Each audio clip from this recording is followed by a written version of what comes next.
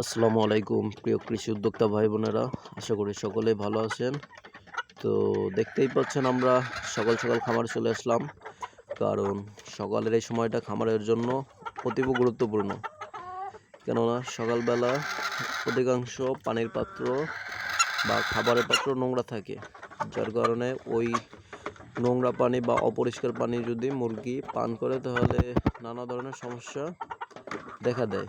যার কারণে আমরা একদম ভোরবেলা উঠেই ফজরের নামাজ আদায় করে ওর জন্য নিরাপদ পানি নিশ্চিত করলাম।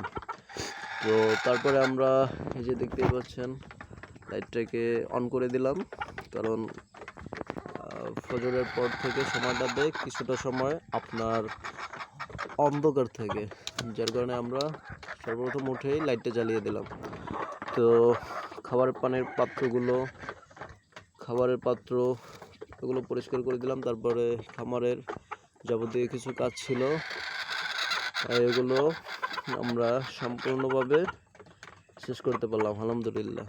তো দেখতেই পাচ্ছেন খাবার দেওয়ার পর মুরগিগুলো কতটা স্বাচ্ছন্দ্যে খাচ্ছে।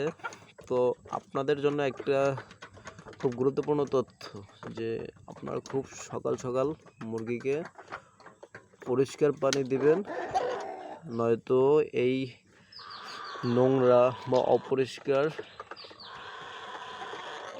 জায়গা থেকেই আপনার মুরগির বিভিন্ন রোগবালাই সৃষ্টি হয়। যেমন মুরগির পরিপাকতন্ত্রের